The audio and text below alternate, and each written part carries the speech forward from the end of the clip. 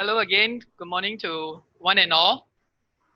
We are still actually admitting our attendees right now, but in essence of time, we will actually start this presentation formally. Once again, my name is Christopher. I'm the Director of Industry Development for the Singapore Furniture Industries Council. So welcome again to this webinar session for the furniture and related industry on staying resilient amidst COVID-19.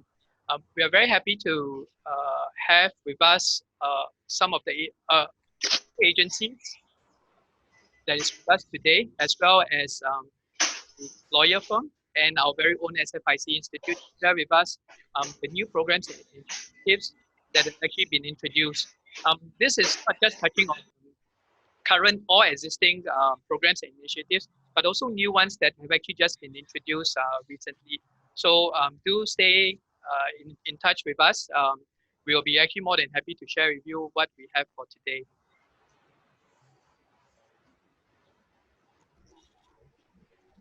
Before we start officially, we would like to actually have a housekeeping guide. We would appreciate if you can actually mute your microphone to prevent any background interference during the session itself. We also understand that you also have a lot of questions for our presenters today. So please do use the chat function, or during the Q&A, if you like to physically speak and direct your questions to any of one of our presenters, you can actually unmute yourself and address the questions to our presenters.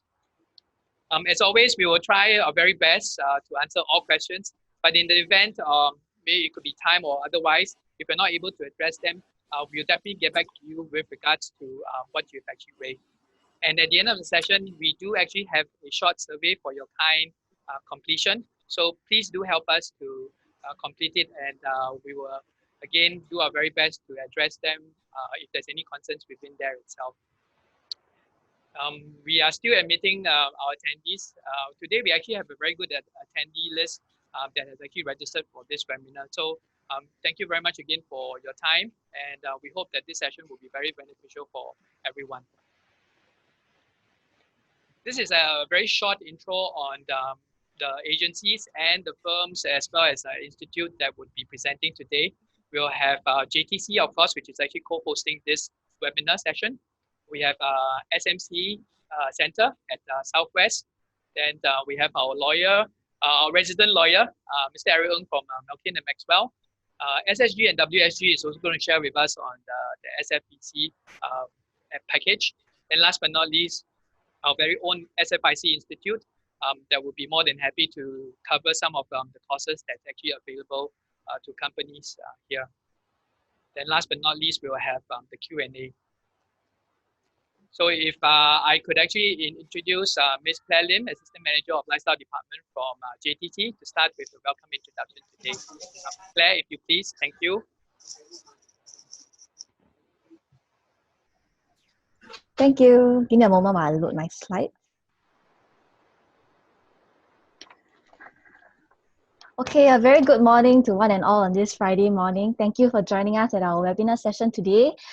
Before we start the session proper, I thought, I'd just like to share a bit more on how this webinar came about also, and JTC's role in this. So ever since the whole COVID-19 situation started, everyone, especially businesses, have been impacted, in different ways and in different stages. We see how during the circuit breaker, businesses were unable to resume their operations, and even through phase 1 and phase 2 now, some companies are also facing difficulties in the form of manpower shortage because their workers are still not cleared to come back to work. So we have been actually checking in with many of you through this period and have a consolidated feedback regarding the challenges that you face.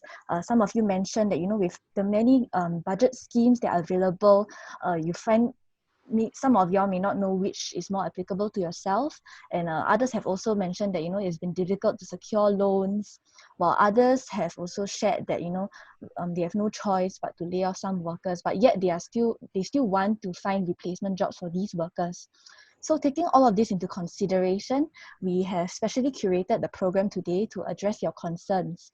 And knowing that this situation, we are in it for the long term, I feel that it's vital for everyone, for all the businesses, not to lose hope and to actually leverage on the opportunities and trends that may arise during this situation. And hence, this is also why we titled the webinar as, staying resilient through COVID-19. Yeah, so besides this session, JTC has also organized many other similar webinars touching on different topics and also touching different industry segments. And so together with these webinars and also our other initiatives, all these actually fall under the umbrella Industry Connect initiative, which is which aims to support business growth through collaborative partnerships and within our estates. And these partnerships are mainly between businesses, enablers, academia, government agencies. And as you can see, our Industry Connect initiative mainly focuses on the 4 key areas here: technology adoption, talent development, environmental sustainability, and lastly, logistics optimization. So to date, more than 300 businesses in our estates have been engaged on technology adoption, where we have helped to link them up with different enablers and vendors to utilize automation or Industry 4.0 initiatives to help them, get a leg up in their business. For talent development, over 3,000 students have also benefited from learning journeys and project and internship opportunities in our estates. While for environmental sustainability, JTC has also brought together the industry community to contribute to the greening of its estates, and in recent times has also started discussions on solar energy adoption.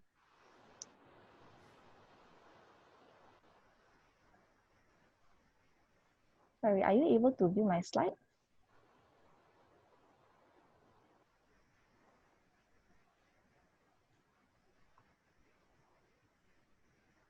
Okay, yeah.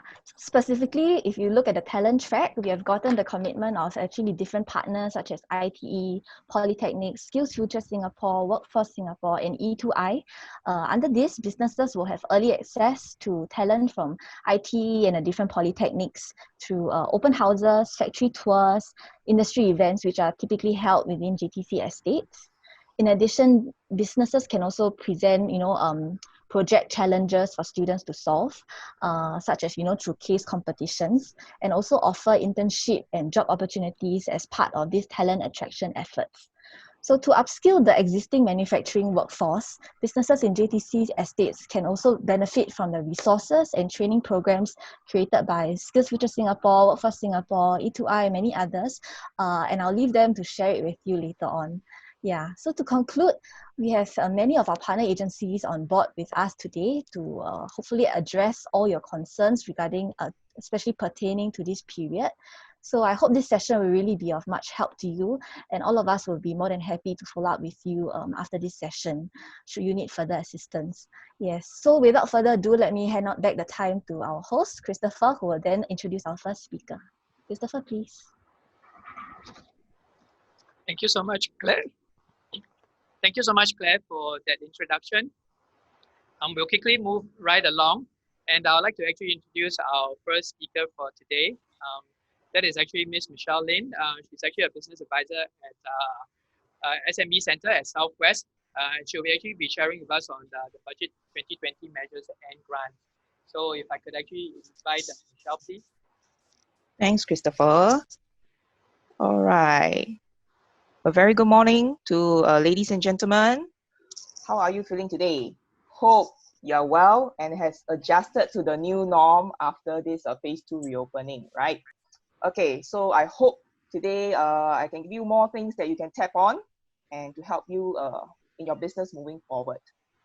All right, so it's Friday. Let's be more relaxed, okay? And there's some things that are there for you, right? Okay, so a very short introduction to what SME Centre does. So this is a collaboration between Enterprise Singapore and Singapore Manufacturing Federation. So that we usually call it one father and one mother, and then now we are the babies out, all right? We take care of SMEs around Singapore. There are about 260,000 SME in Singapore. And location specific would be Northwest and Southwest, which is Woodlands and Jurong.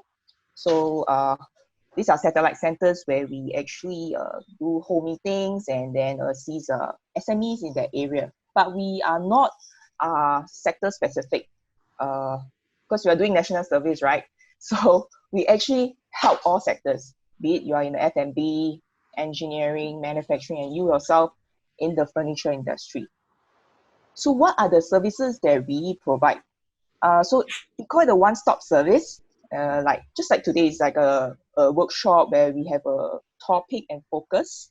Okay, is to really help you in terms of enterprise on a whole, like cash flow, HR, digital marketing, branding, etc. So we look at what are your needs, and when we assist using some of the diagnostic tools, such as your HR gaps, impact analysis on your cash flow, or etc.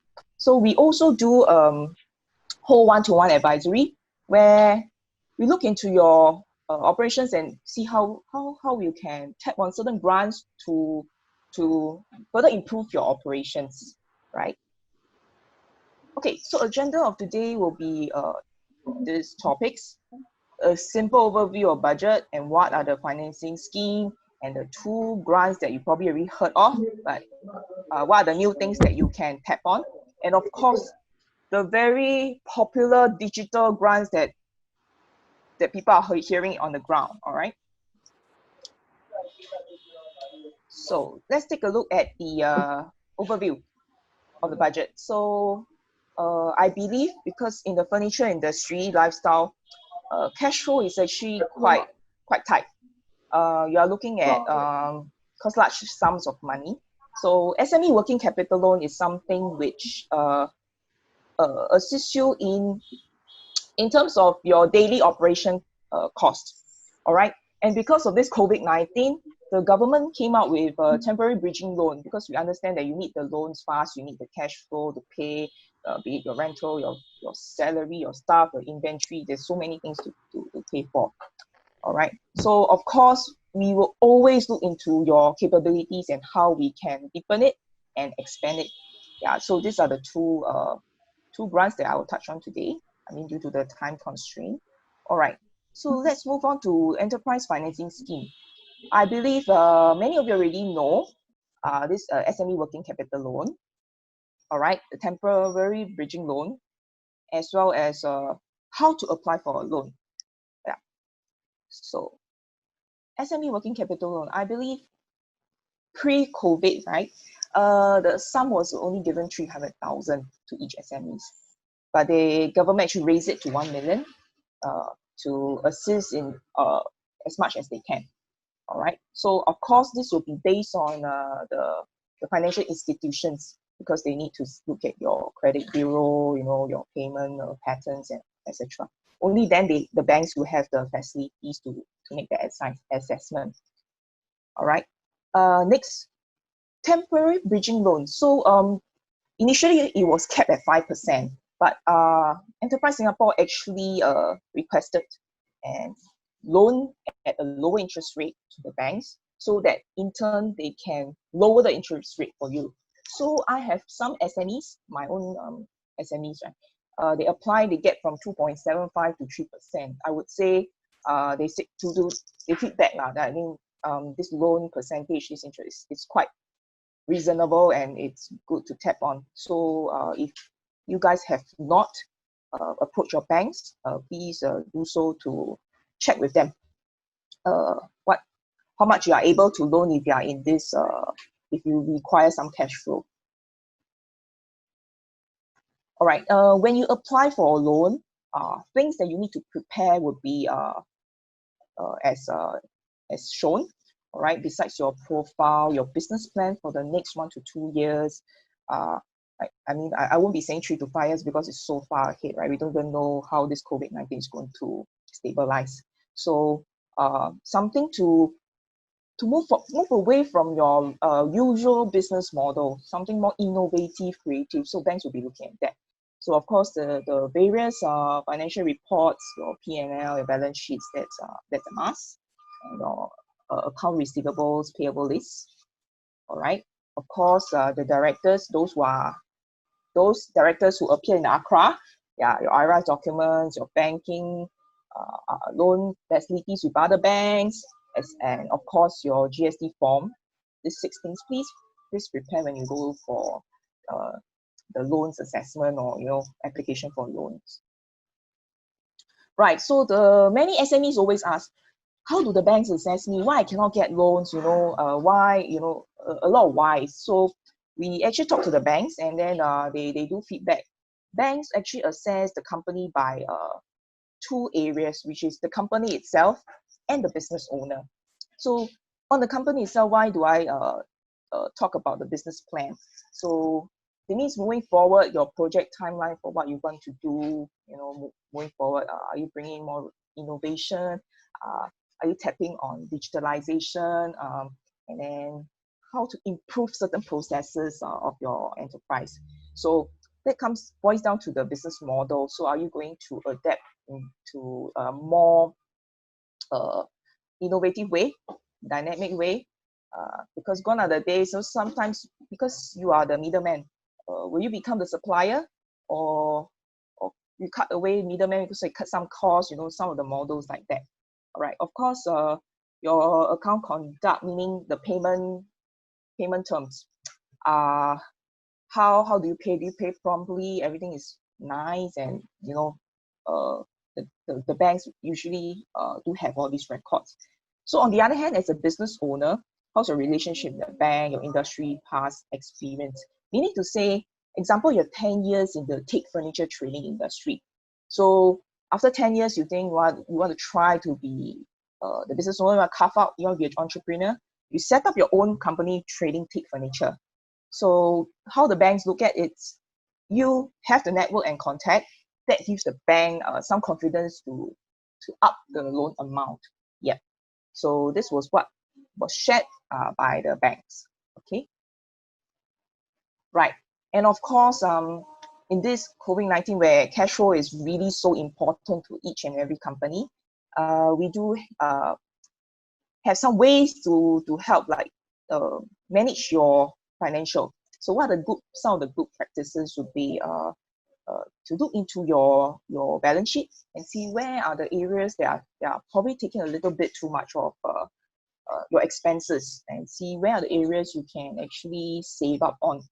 Yeah, and of course, this big word digitalization, it also helps you in terms of managing your accounts, because now, of course, you don't travel that often, but on the go, you're mobile, you move here and there, right? You can actually access your data on the mobile. So you can actually look, hey, I think this month, I better not spend too much on this.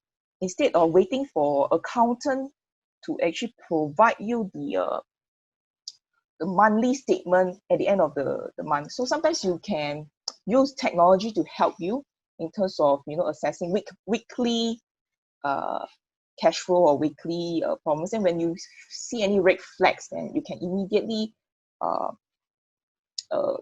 identify. Yeah, right. Of course, we all know separate business and personal accounts. Sometimes in emergency, you tendency of paying using your personal account is very it's common. It's common. So bosses usually ask me, hey, can I pay via my personal account first? I say, hey, but like that you mess up your accounts a bit difficult when you want to claim for certain things, you see. So your accountant got to do some extra work. Right. So these will be some of the tips to get you into a better financial position. So up next will be enterprise development grant. All right. What is all these about? Okay.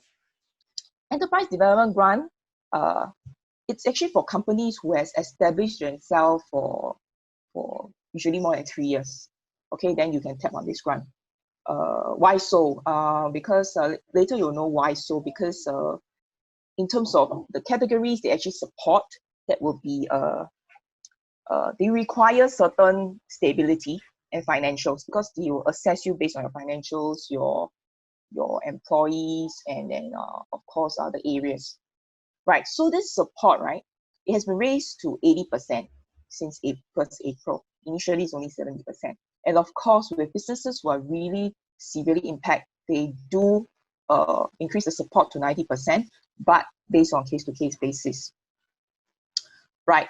So the criteria, of course, is that you have to be a Singapore SMEs. Your local shareholding has to be more than 30% Singaporean PR. And lastly, the criteria, and it's the most important, will be you have to be financially capable to see through this project. Meaning to say, because all the grants, right, how it works, you got to put out a proposal for EBG and then proceed. After you get a letter offer, you proceed to make the payment first, the full payment, and then your consultant or yourself will actually implement the project. And only then after the project, usually it takes 6 to 9 months, you claim back. So they require that's why they require to be stable, financially stable, right? So what are the things that they fund? Would be like if you engage a third-party consultant, that fees are funded. If you are bringing in software, equipments are also funded. So let's say you assign one of your employees to project manage this thing. The internal manpower cost is also funded, but it's a very small percentage of 5 to 10%. Right, what are the supported projects? So under these 3 categories will be like strategic branding and marketing. So probably this will be quite important for SMEs, especially furniture companies, because you need your brand to be out there and to attract the market target audience, all right, or business strategy, yeah, or financial management if you require, or the other category called innovation and productivity. So maybe you say, okay, I want to move into automation of some of my processes, or redesign my process. Like I used to have 5 processes in terms of furniture making or furniture distributing. How can I reduce 5 steps to 3 steps? So you got to come up with a simple proposal plan and apply for this, and then see what does ESG look into. Yeah. So and then another thing would be first mover advantage. Would be something ESG look for as well. And of course, there are companies who wants to internationalize, meaning they want to bring their business overseas. So it's also covered under the 3rd category. All right. So how we go down to these in detail. What are the things that are funded and what are not?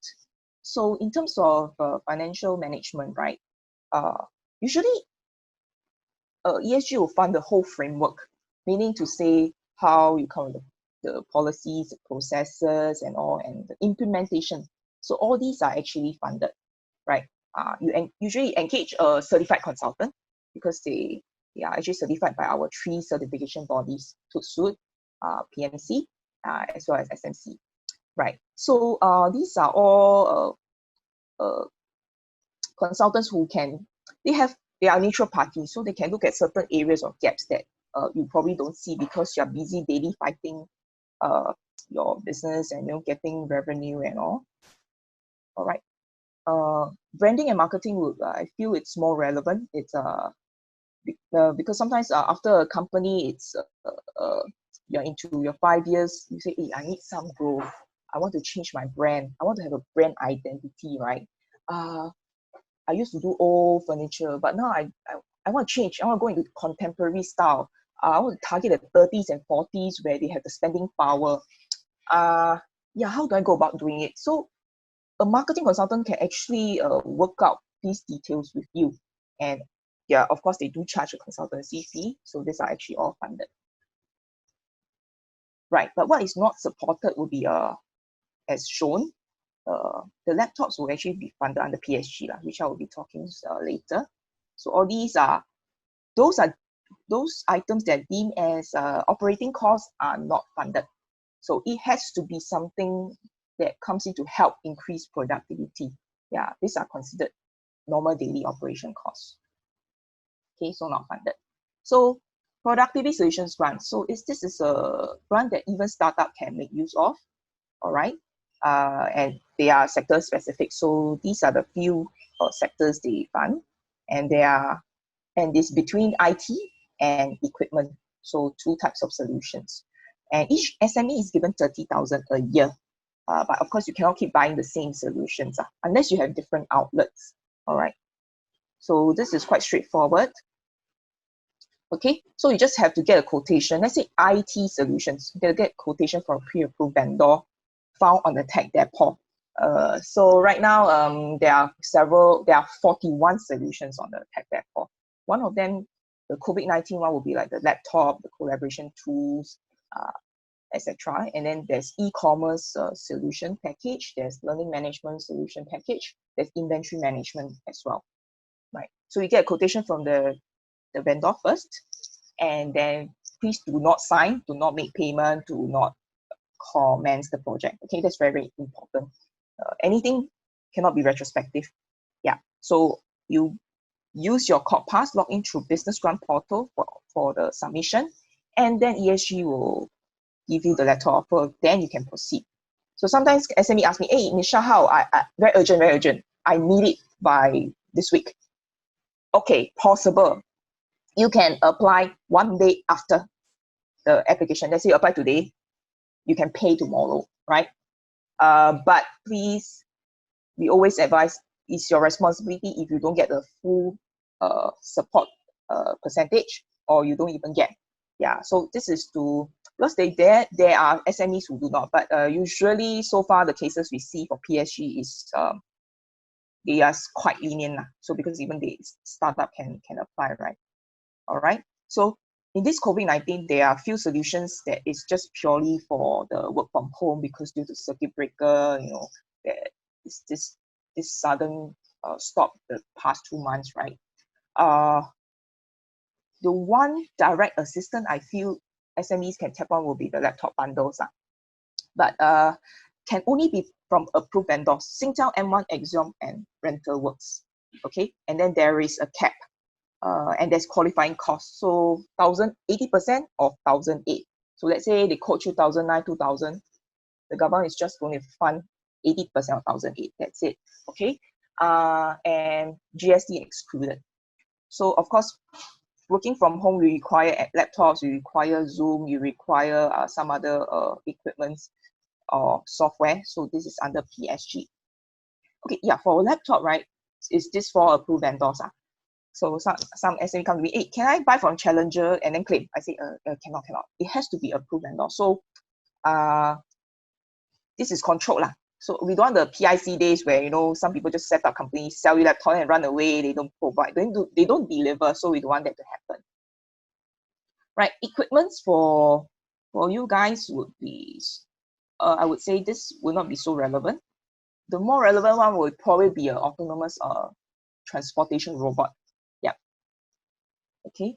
So these are some of the approved vendors, mainly Singtel and M1. Okay, when it comes to collaboration tools. Okay, but Dropbox, Google Suite, these are actually funded as well. Right. So for equipment, this is the equipment list. Okay.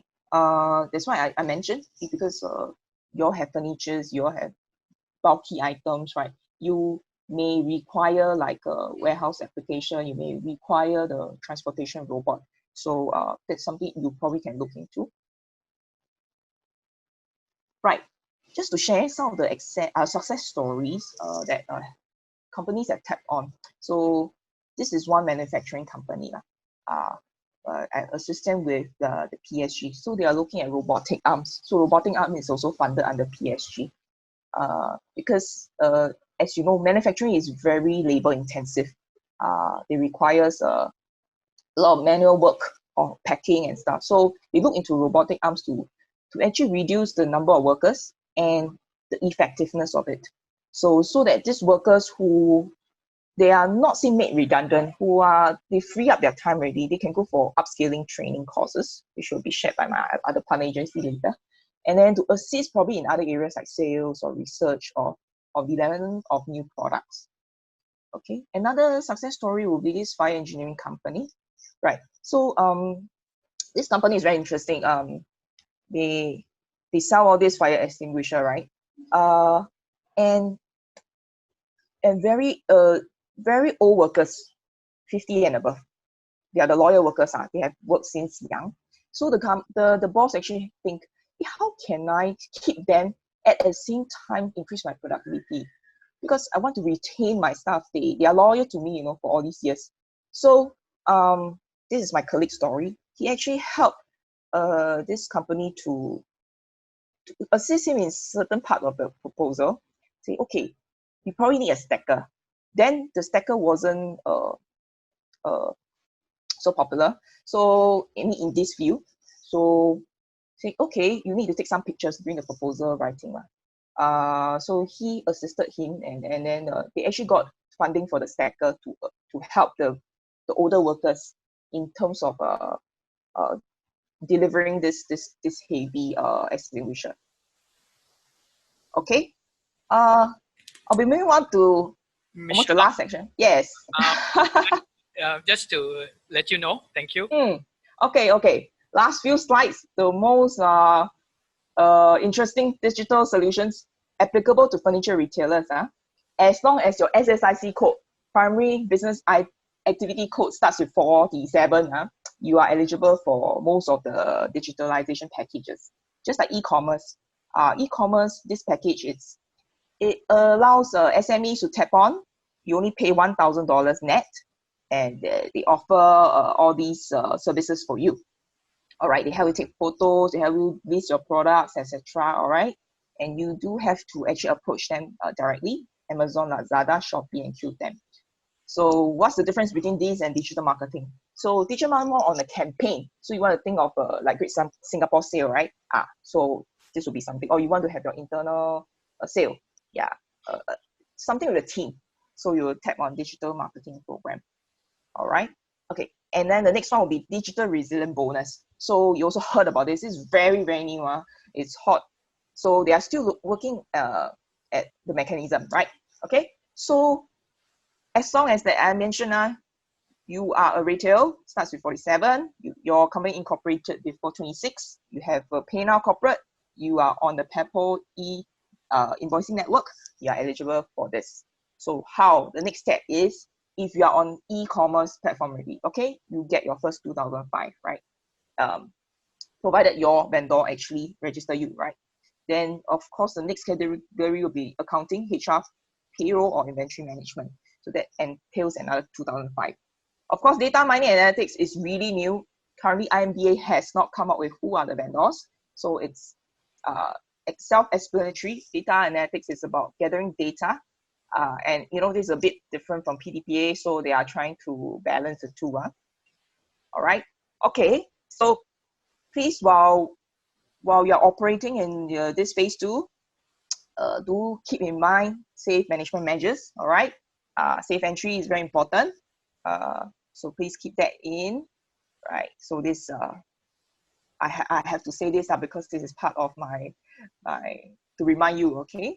Right. Of course, flexible working arrangements. This it may apply to you partly because your admin, your accountants, they will be doing this. But in terms of delivery, there will be a different case. You can't be working from home because you need to deliver to your client. So, but keep in mind, moving forward, there will be more flexible working arrangements. So it's not the rigid 9 to 5 thing anymore. Okay. So I should end my presentation because of time constraint, right? If you require any assistance, like a one-to-one, so feel free to email or call us. So our advisory will be arranged strictly by appointment. All right. So thank you so much for your time today. Back to the host, Chris. Thank you so much, Michelle. Yep. All right. We will quickly move on to our next speaker for the day. We will actually have our resident lawyer, Mr. Eric Ng, who is actually a partner of Malkin and Maxwell. He'll be sharing on the legal implications post-COVID-19 as well as the COVID Act itself. So if I can just quickly introduce Eric, if you please. Thank you.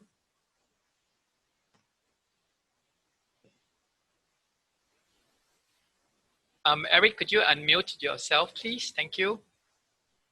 Hello, everybody. That's me, Eric. Can you all see me? Yes. Okay, let me share my screen. Meanwhile, I am a lawyer from Malkin Maxwell. You can see that on the screen behind me. Okay. Yes. Can you all see my screen now? Webinar on COVID-19 Act. Thank you, Eric. No, can you see it? Yeah. No. Yes. Okay, good. Yeah, as I was saying, I'm from Malkin Maxwell. We have been doing construction litigation and advice for over 20 years. And 20 years ago, a group of people in the construction industry came to us, and then we helped them to campaign for the SOPA Act. That's the Security of Payment Act. So with that act, we have now had about 15 years of that. We have also campaigned to amend the act. That was about 5 years ago. And now finally, last year, the act was amended and brought into operation. And then we came smack into COVID-19. So everybody forgot about the amendments, and we are now struggling with this COVID-19. So today I will be touching a little bit on both COVID-19 and a little bit about how it gels in with the amendments that I'm talking about. Okay, let's see whether my slides can move. Okay, now I have given a webinar on COVID-19 before, and so this is what I used to cover. And I think most of the things you already know. So I will be very brief, and I will zoom through many of these slides until halfway through. So you see me zooming through, but don't worry. Halfway through, I will slow down when it comes to the new matters, the new amendments to the Act. So this is the existing Act, as you know it previously. What you must know is that actually there are two Acts. One is the Infectious Diseases Act, and the other one is what we know as the COVID Act, temporary measures.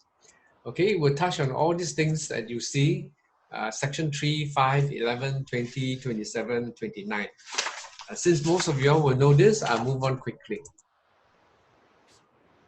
Now, the COVID Act applies to what we call scheduled contracts. So you must know what are covered by the scheduled contracts. And in particular, you may be interested to know what are construction contracts, because that is covered. Many a times people from SFIC ask me, what about the contracts that they do? Is it construction? Actually, there is a master class that I'm conducting at the end of the month, which will look into this into more detail. But briefly, renovation works are covered, and renovation works if it affects the structure of the building. All right. So, for example, things that are fixed to the building, fixed to the walls or fixed to the ground. Then I will move on. What is the impact? Now, first of all, you must know about the dates. You must know about whether it is a contract before or after 25th March, or whether it's something that you need to do after 1st February. And it is something that you are not able to do, then you are covered by this temporary relief. Now, then the question, and that's where I would pause, the question arises, what about before 1st February? So, for example, in January, there was a Wuhan lockdown. So what happens if you are unable to supply your goods or carry out your renovation works in January? Now, that is not covered by the COVID-19 Act. Okay, not covered. But come to the master class and we'll talk about frustration of the contract. Okay, we will talk about whether it is covered by your own contract and by the general law on frustration. And what is the difference? Now, the treatment in general law and the treatment under the COVID Act is different. So although it may be covered by different areas of law, but the way it is treated is different. Okay, so now I move on. Now when it says unable to perform. So coming back to the Wuhan lockdown, if your goods are from Wuhan, you are unable to get your goods from Wuhan, but can you get your goods from other part of China or from Southeast Asia or from other parts of the world? Right? So what is unable to perform?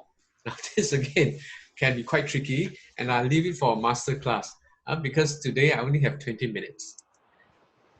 Okay, now the minister in his speech have talked about MNCs who can pay rent but decline to do so.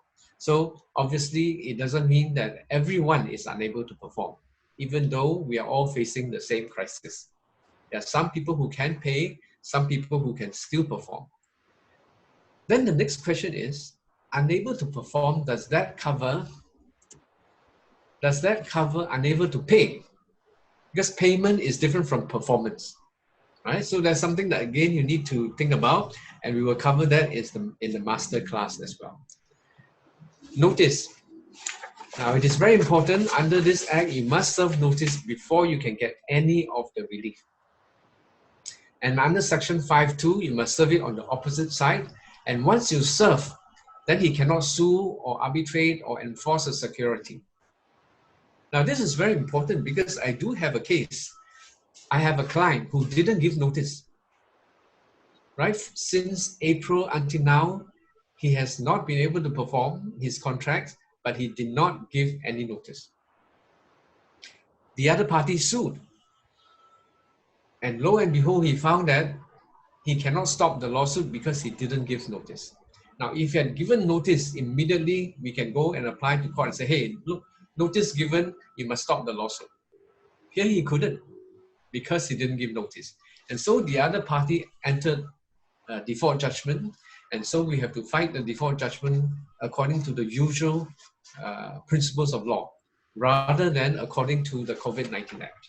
Okay, so this illustrates how important it is to give notice as quickly as you can. So you may think that actually all your opposite parties, your contract parties are your friends. You don't need to give notice. Well, this case illustrates the fallacy of operating on that principle. So as I said, once you give notice, the other party cannot sue or enforce security until the end of prescribed period, which is in October, or until you withdraw your notice. Now, then the question arises, if the other party cannot sue, can they terminate the contract?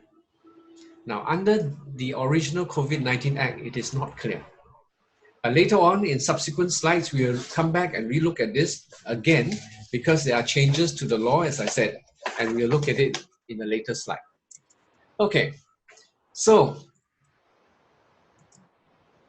apart from suing, apart from performance, what about the performance bond? So many people who have signed large contracts for big projects, whether for developers or etc., they have given performance bond. So the Act says that they cannot even call on the performance bond. And then, if there is until 7 days before the expiry of the bond, which means that there is a window period of 7 days in which they can call on the bond. But the Act then gives you the right to go and extend the performance bond. Okay, so once it is extended, that means it's no longer expiring. Then of course the other party cannot call on the bond during the 7 days, because now with the extension of the bond, the 7 days become pushed back. All right, now move on. Dispute resolution. So again, must serve the notice. After you serve the notice, you can apply to an assessor. So in other words, if the other party do not agree with your notice, do not agree that you can delay and don't do your work, well, then you can apply to an assessor. Why? Because the dispute may be whether your workers are Singaporean workers or overseas workers, whether your suppliers can switch to some other country. So why can't you perform? So there can always be disputes over all these things. All right, and there is an assessor that you can apply to who can resolve such disputes. Now, who are the assessors? They come under the Ministry of Law. So if you go to the Ministry of Law website, you will see all the forms that you have to fill in order to apply for assessor. Okay, then you have to fill up all these details, including, you see, how the COVID-19 event caused your inability to perform. So it is not a given. You have to say how it affects your work. Okay, next, the assessors decides on things like extension of time or payment to achieve a just and equitable outcome. But this is just time and payment. It cannot change your contract as to what you are required to perform or how you are required to perform. Okay, this is the original Act. Later on in subsequent slides, you will see that that is modified slightly. So we'll come to that later. Okay, there's a time limit in your standard form to apply for extension of time. So if you have signed a contract for a project to supply, let's say, furniture or to supply cabinets. Usually it will have an extension of time clause, and usually there will be a time limit. So what it means is that you cannot sit back and say, oh, under the COVID-19 Act, I have up to the end of the prescribed period to apply to the assessor and to give notice. Therefore, I wait. No, you can't do that. First of all, under your contract, you have to give timely, you have a time limit, so you must give notice under your contract immediately. Then after that, you must give notice under the COVID Act separately. So there's 2 notices. And I would suggest that the earlier you do both, the better. All right? And since you may have to prove that you're unable to perform and prove how it affects your operations, you need to generate all these documents and you need to retain all these documents, such as emails, such as WhatsApp messages, bank statements, monthly cash flow statements, etc. Okay, now apart from giving notice to the other party, you also have to give notice to the court or the arbitral tribunal if such proceedings have started. Okay, financial distress. The Act also modifies some of the rules relating to financial distress. Now, so by increasing the amount, so for example, increasing from 15,000 to 60,000, etc. And increasing the number of days from 21 days to 6 months. But it doesn't mean that someone who is owed money cannot apply for bankruptcy even now. All right, it doesn't mean that. It just means that it is more difficult for him to prove that you are insolvent. Okay, if you need more details on this, we can address this in a question and answer or at the masterclass at the end of the month. Okay, for Companies Act, it's the same. If you're a company, there are similarly changes to the amounts and to the timing. Okay, meetings. Meetings have also changed. They have provided for virtual meetings. And I'll move on from there. Property tax, there are benefits that has to be passed down, 100% and then 30% for non-residential properties generally. If there's a dispute, you can go to a valuation review panel, just like an assessor, except that this is under IRAS. Okay, then there are temporary measures control orders. Now this is directed to the person and to the business relating to the health rather than to your performance of your contract. Now this is where I need to slow down a little bit, okay? Because these are recent amendments. Some of you who have attended other COVID-19 webinars, if it's before the amendments, you may not know all this. So I'll slow down a little bit. So first of all, if the relief for inability to exercise a right. Now, what does this mean? Now, earlier on, you know that there's relief for being unable to perform. So unable to perform means someone else has the right to ask you to perform and you can't perform. Then what about the person who has the right? What if he doesn't want you to perform and he wants to KIV, all right? So now with this amendment, there's also a right to the other party to say, okay, I don't want you to do it now, do it later because of COVID-19. So what are the examples where someone who has the right do not want you to do the work? Well, for example, wedding package. If the wedding dinner cannot proceed, he doesn't, you're not allowed to have all your guests gathering together. Then he doesn't want you to proceed with organizing the wedding or the package, right? So now the person who has the right can also have relief and tell you, no, stop, wait for 6 months, but you cannot forfeit my deposit, you cannot terminate the contract, etc., etc. And in the same way, just like the guy who cannot perform, the guy who doesn't want to exercise the right yet has to serve notice, right? So you see the last line, he has to serve notice for relief in the same way. Okay, now these are recent amendments, but the regulations haven't come out yet. And so we are hoping that the regulations will come out quickly so that we are not left in a limbo. All right. Okay, now we move on. Similarly, about payment of interest. Now, this will be on bank loans, on tenancies, and etc. Usually, there is a default interest charge or late payment charge. But the Act will put a cap on it, but the regulations have not come out yet. So this relief is not yet in force. So we are now waiting for the regulations to show us what is the cap. Okay, we talked about tenancies just now, right?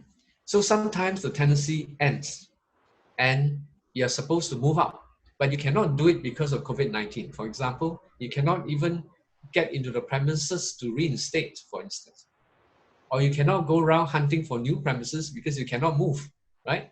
So if you are unable to move out, then you hold over. That means you go beyond the date or the period of your tenancy and you're still holding on to it.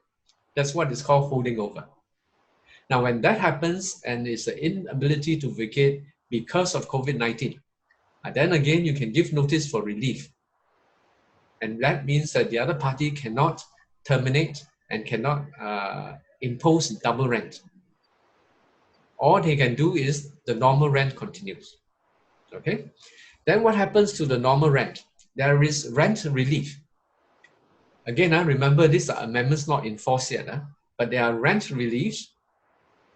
It applies to only tenancies on or before 25th March. And there's a tenancy agreement on or before 25th March, and the tenancy continues. And then you will be entitled to first the normal rent relief. That's under Section 19F and 19G. Then you're also entitled to additional rent relief, and that's under 19H. So what's the difference? 19F and G are given by the government, and 19H is given by the landlord. So in other words, the government is saying the landlord must come together to share in giving this benefit to tenants. Now, then, first of all, it is not all properties and not all tenancies. What has been announced is that it only covers SME tenancies. So what are SMEs? We will have to wait for the regulations to be published, but it has not been published yet.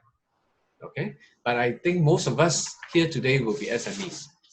So we should be entitled to both the cash grants and the additional rent relief. Next, what has been announced is that for retail, etc., you get 4 months of rent relief. For office and industrial, you get 2 months. But I stress no regulations have been published yet. So actually all these are just announcements, but not law yet. Until the regulations come out, then it becomes law, then I can say for certain what the law is. Now I'm just relying on what the ministries have announced. Okay, there's a criteria, and the criteria announced again is that there must be a 35% drop in revenue. So if your company did not suffer any drop in revenue, it is making more and more profit, then you may not be entitled to this rent relief. Okay. Next, you must wait for the IRAS notice. Once the regulations come out, I believe IRAS will immediately send a notice to the landlords, because the IRAS, they know who are the SMEs. So they will send a notice to the landlord, and the landlord must relay the notice to you as the tenant. And if there's a series of tenancies, that means a main tenant, then subtenant, then sub-subtenant, etc., all the tenants in the chain must relay that notice from one to the other until it reaches the last tenant. Okay. Next, I move on. Statutory repayment schedule. Now, just now I said that, oh, if you are holding over, you cannot move out. Then you have to pay rent, even though you have stopped using that premises, but your things are still there, right? But you can apply for statutory repayment schedule. That means to pay the rent later according to a repayment schedule by installments instead of one-off. Then there may be a cap on the interest, and this will only take place if you have given notice So if you don't give notice, again, you don't get this relief. All right. But now when you give notice, it may not be effective because, as I said, the amendments is not in force yet. So hopefully by the end of this month, you see the regulations, then immediately you must give notice. Okay. So the period in which you can give notice for are rent from 1st February to October. And you must serve the notice by October. You must serve on your landlord. And then if your landlord is a main tenant, he must then serve on his landlord up the chain. You must serve for any guarantor, someone who has guaranteed the rent. So for example, if your director, your company is paying the rent and your director is the guarantor, then the company should serve on the director as well. Okay, I move on. Now, this comes to construction industry. Construction industry, just now I asked the question, can the other party terminate the contract because they are not performing? Yeah. Now, most of you will say, oh, it's very unfair to terminate. Why? Because it's COVID-19, and therefore the other party should be understanding of the situation and should then allow the contract to continue. But as I said earlier, not all contractors and not everyone is affected by COVID-19 in the same way. So for example, I have this client. He came to me and I asked him, oh, how are you doing? COVID-19, has your projects dropped, etc. And surprisingly, he said to me, no, his number of projects have gone up during the COVID-19 period. Although he cannot go into the site. And if he wants to go into the site, he has to apply to BCA for approval. But the point is, he's got more and more projects during this period. Why?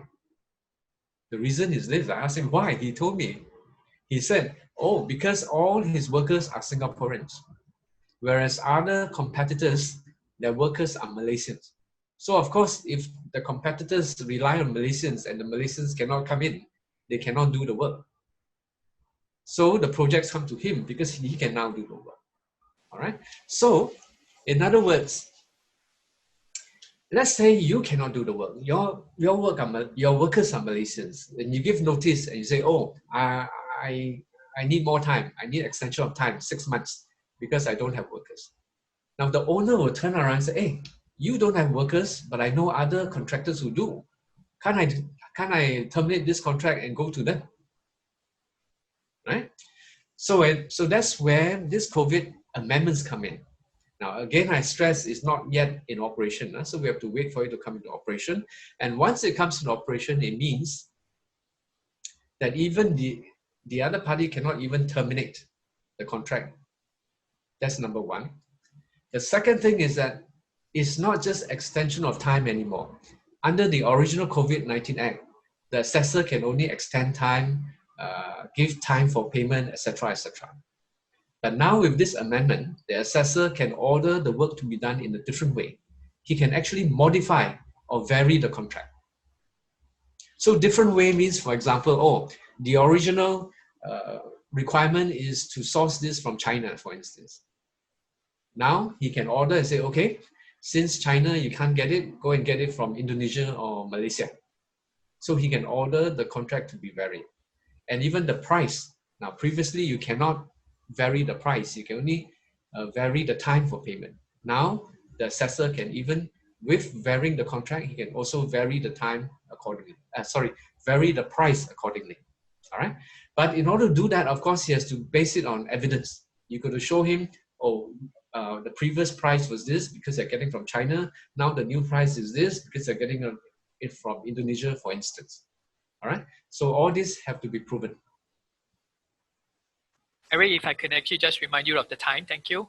Yes, and very timely because now I'm at my conclusion.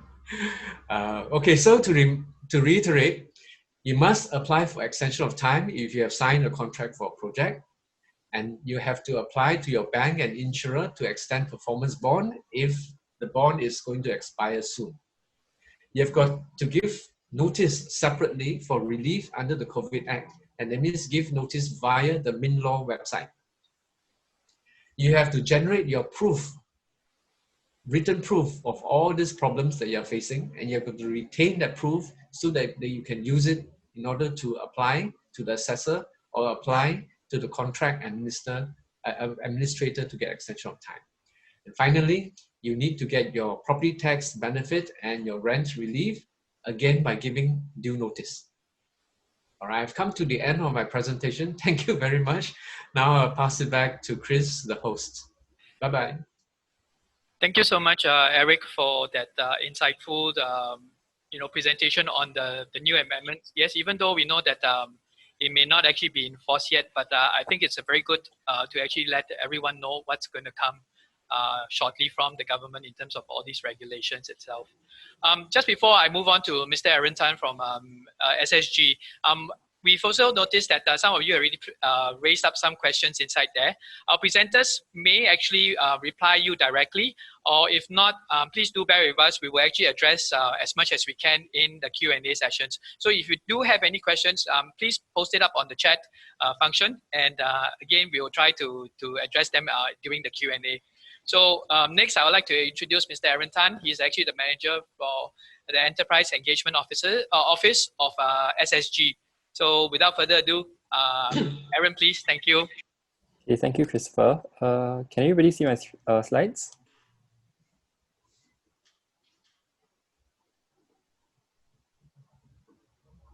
Yes, I can see. Yeah, okay. So good morning, everyone. I'm Aaron from SkillsFuture. So I'm part of the Enterprise Engagement Office, and basically, what we do is we reach out to companies, SMEs, to share a few more on some of the new SkillsFuture initiatives that can actually benefit your business. And I think partly also because of COVID-19, businesses are required to adapt quickly. So some of you need to digitalize your business, adopt e-commerce platforms, take your business online. So there's actually a greater need for you to train your workers and equip them with the necessary skills. So basically, just a brief background about SkillsFuture. We are a stat board under MOE, and what we aim to do is, like I shared earlier, is to ensure people continue to learn, ensure that you as a business owner continue to keep your employees relevant and equip with the necessary skills to meet your new business demands. So SkillsFuture, we serve two groups of stakeholders. The first group are actually individuals. So one of the many SkillsFuture initiatives we have out there for individuals would be the SkillsFuture credit, which I believe many of you would have received the $500 SkillsFuture credit, which you can use to sign up for new courses, learn new skills.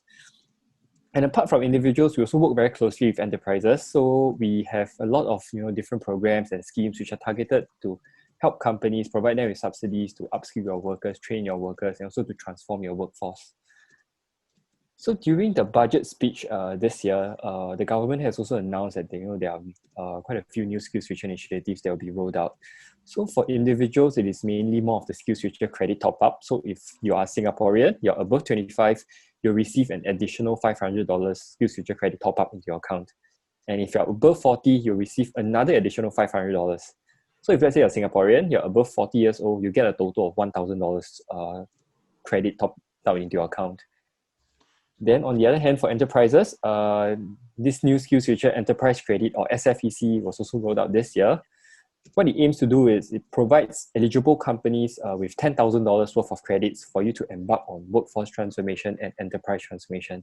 So basically, you can use these credits for you to maybe purchase new equipment, new IT solution, and also send your workers for training. So these credits can be used to defray the cost of doing so. So I mentioned earlier, eligible companies can receive $10,000 worth of credits under this SFIC. And what you can do with it is it can actually cover 90% of your out-of-pocket expenses when you embark on enterprise transformation or workforce transformation initiatives. So for enterprise transformation, what exactly does it entail? So there are quite a few supported programs under the enterprise transformation bucket. And what SFIC aims to do is it provides you with additional funding on top of the existing funding provided by these supported programs. So if you look at some of the examples of supported programs, you can see that there's enterprise development grant, there's productivity solutions grant. So some of these grants are actually covered by Michelle during her presentation earlier. So for example, if let's say maybe your company wishes to purchase some pre-approved IT solution, you can actually tap on the Productivity Solutions Grant, which currently provides you with up to 80% funding to do so. And what SFIC does for you is it covers 90% of the remaining amount that you need to pay. So in a way, if you look at it, SFIC is like a rider on top of these existing programs to provide you with some additional funding.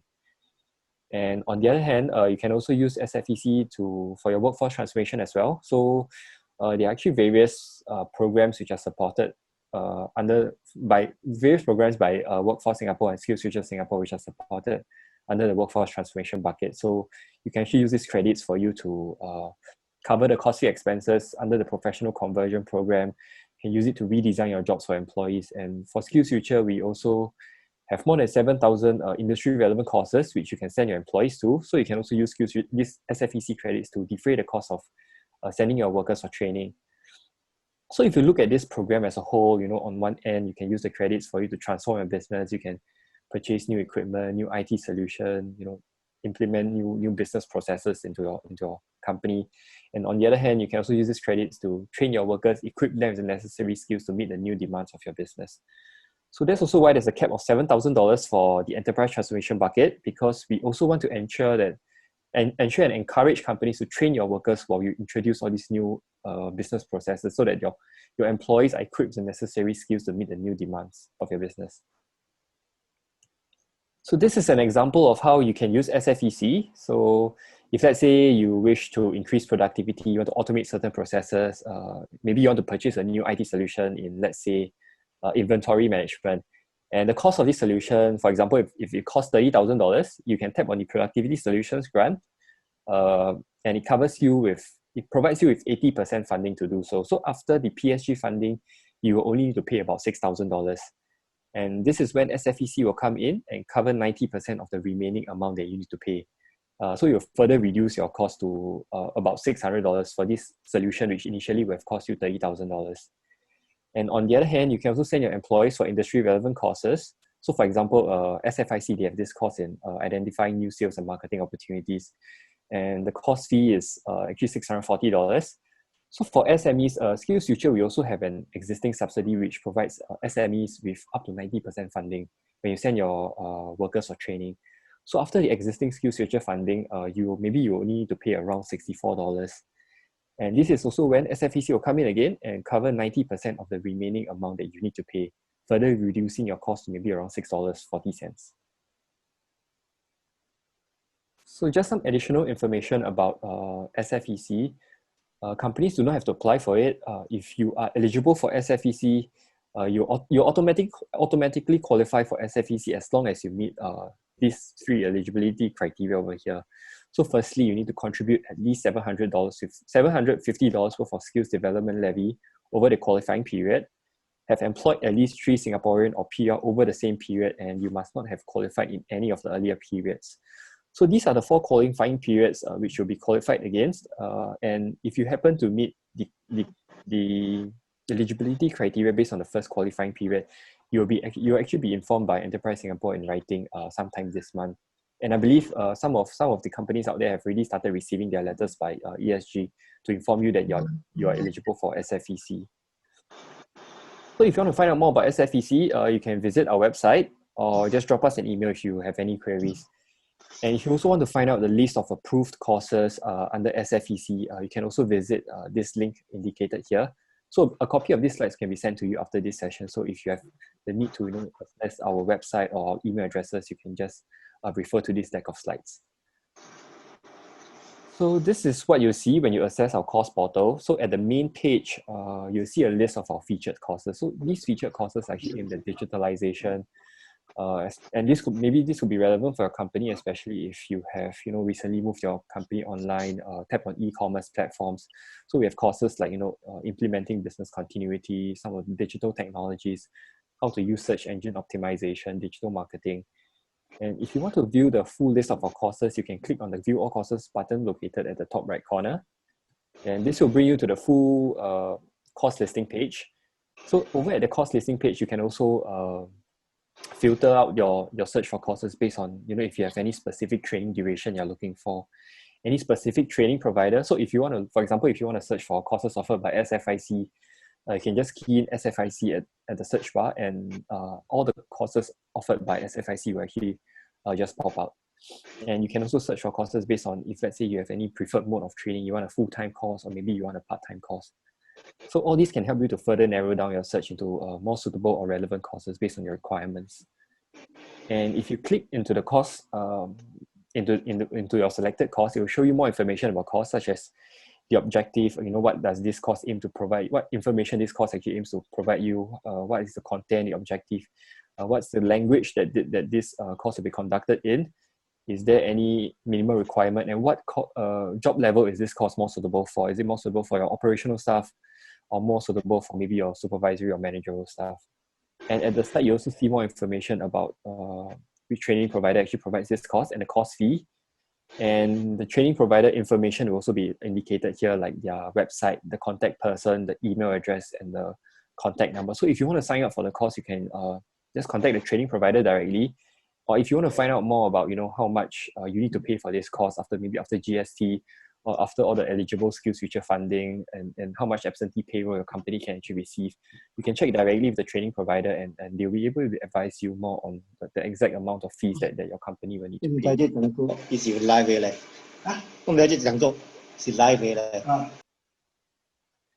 So I mentioned earlier that as an SME, your company is eligible for some form of existing SkillsFuture subsidy. So if your company is an SME, you can receive up to 90% course fee funding as part of our enhanced training support for SMEs. Or if you send your Singaporean workers who are above 40, you can also receive up to 90% course fee funding. And when your workers are away for training, as you can also claim for absentee payroll funding. So for SMEs, you can claim up to $750 per hour of absentee payroll funding. And for non-SMEs, you can claim up to $450 per hour of absentee payroll funding. And this is used to offset the cost of downtime when your workers are away for training. So when as an employee, when you send your employees for training, SkillsFuture will actually provide you with cost fee subsidies, and on the other end, we also provide you with additional absentee payroll funding to offset the opportunity cost when your workers are away. So because of this current COVID-19 situation, we also understand that businesses are also very heavily affected by this COVID-19. So apart from SMEs receiving 90% cost fee subsidy, as part of our enhanced training support package, we have also enhanced the cost fee support for non-SMEs. So for non-SMEs, if let's say you belong to any of these 6 affected sectors, you will also be able to receive up to 90% cost fee subsidies as well. And apart from the cost fee subsidies, we have also enhanced the absentee payroll funding rate as well. So earlier I mentioned SMEs, you are eligible for $750 per hour of absentee payroll funding, and non-SME eligible for up to $450 per hour of absentee payroll funding. So as part of this enhanced absentee payroll, currently this rate has been enhanced up to a maximum of $10 per training hour. And this enhanced absentee payroll is applicable for all companies, regardless of whether you are SME or a non-SME, and regardless of what sector you're from.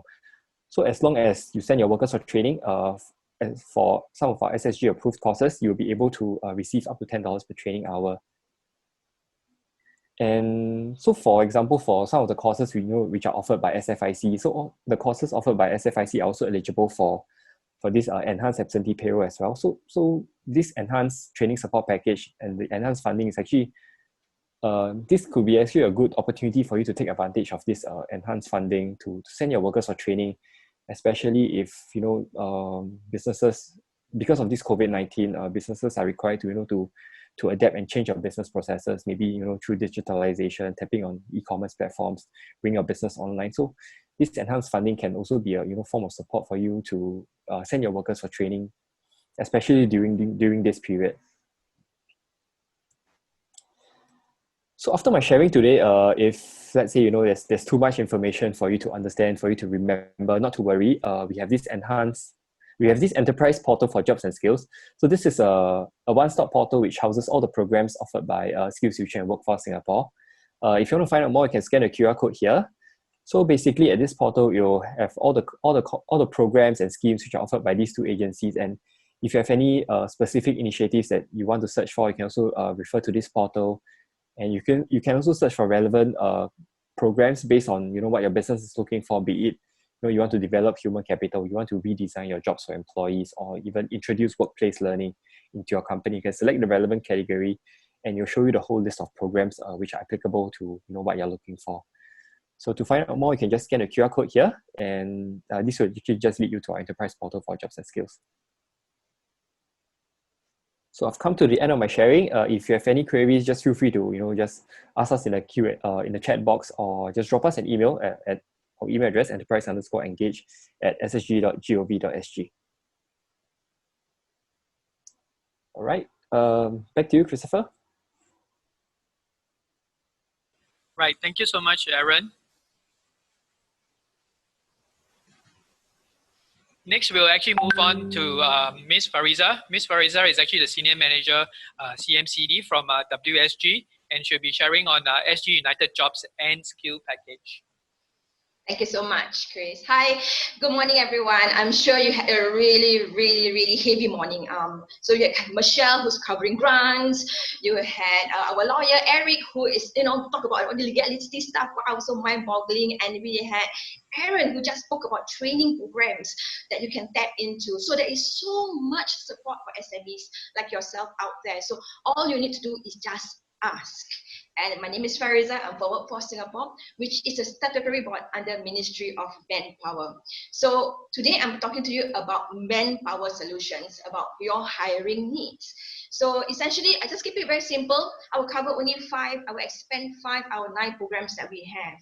Now, first and foremost, I will talk about SG United Jobs and Skills Package. I'm sure you've seen a lot in the newspaper, in the media, in the radio, SG United Jobs and Skills Package, SG United Jobs and Skills Package. What does it mean? What does it mean for you as an employer, as an SME owner? So now, manpower solutions, going back to that, we're talking about opportunities that we're trying to create for Singaporeans in terms of jobs, traineeships, and skills to help everybody in this difficult period. It's not just only affecting you as a business, but also from the workforce side. Also, we are trying to see how we can help each other. Now, how does it affect you? In your business, you may encounter instances whereby you can't get your workers in because maybe they're from Malaysia.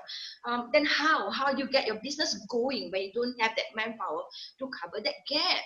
So that's where we have all these different initiatives that come on board.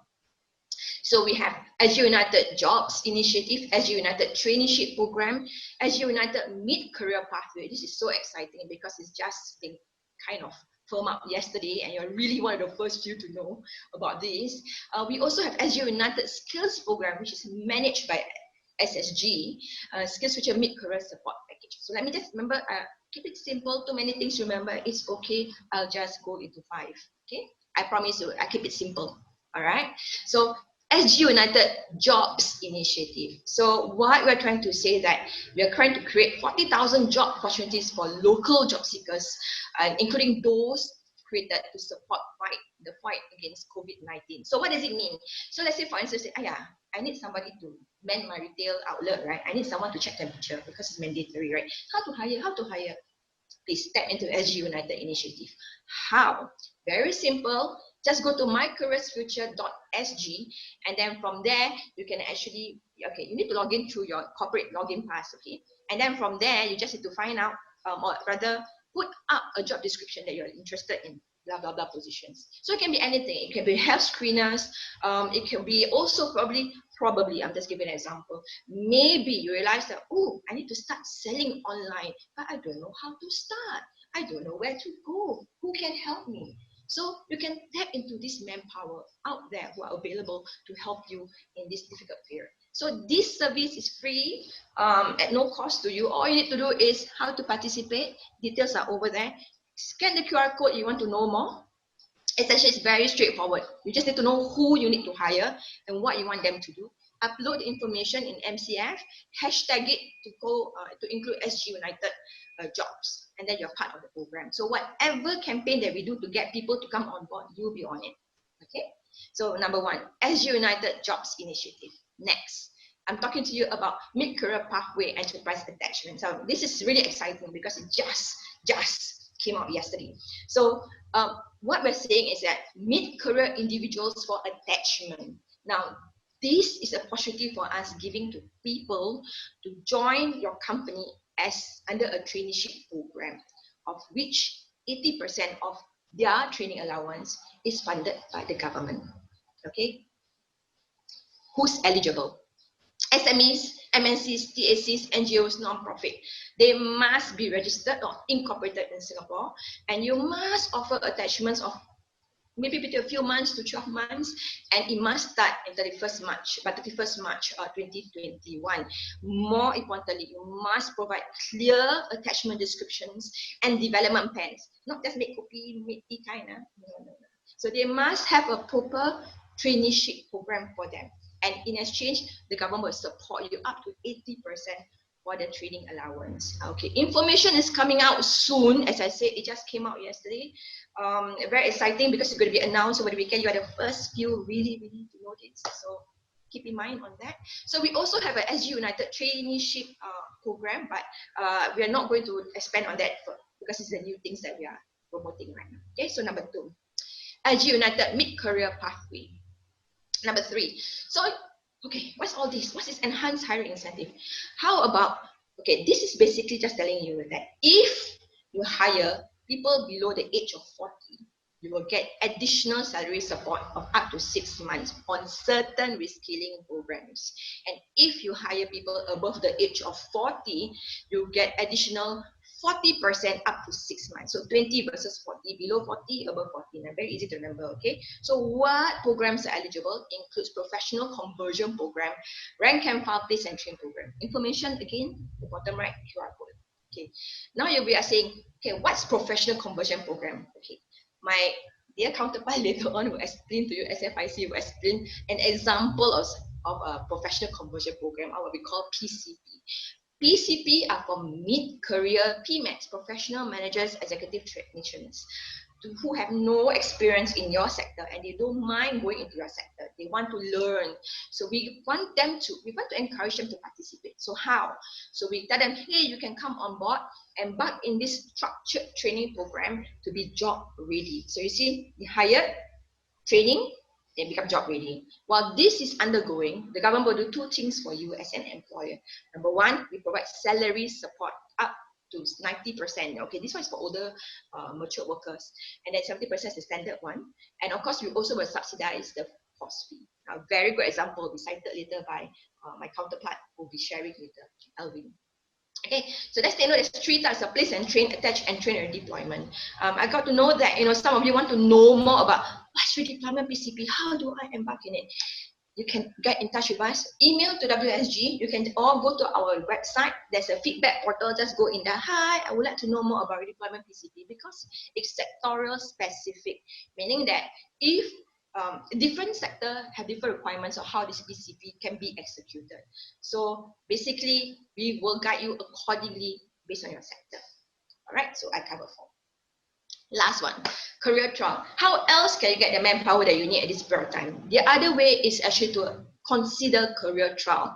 So career trial has 2 parts. You have what we say the employment for part-time roles and full-time roles. Okay, so you must hiring position. Let me point out on the table. Hiring positions paying at least 1,500 per month for full-time positions, and part-time position or hiring paying at least 750 per month.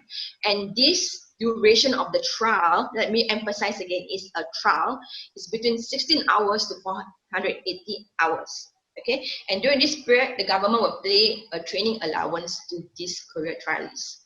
All right, so at the end of this career trial, maybe you find this person suitable, you can offer full-time employment to this particular individual. Okay, so how to make this person stay? The government also will incentivize them by saying that, hey, if you stay on the job for 3 months, we'll pay them $500.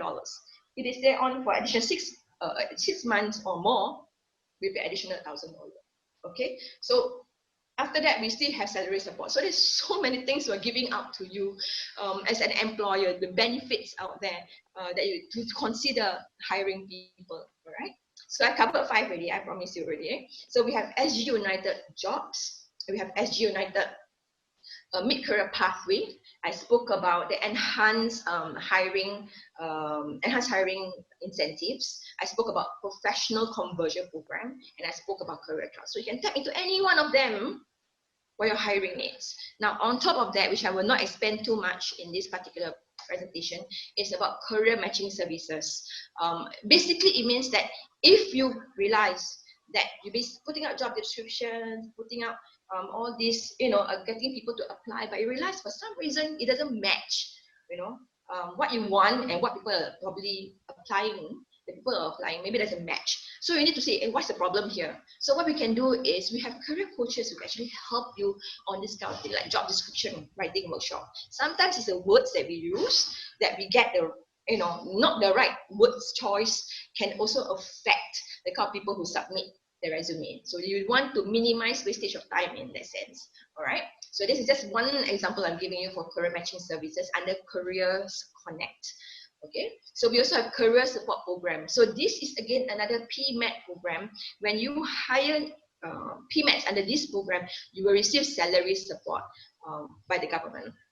Okay, rank and file place and train program is similar to professional conversion program, but instead of PMATs, the training is for rank and file individuals. All right, and the last is PMAX. PMAX is very useful because it assists SMEs in recruiting and managing the newly hired PMAT. So sometimes you hire PMAT, right? Maybe their background is from NMCs and they have certain expectations of how they work or how they've been working all this while, and they have the skill sets that you need in your company.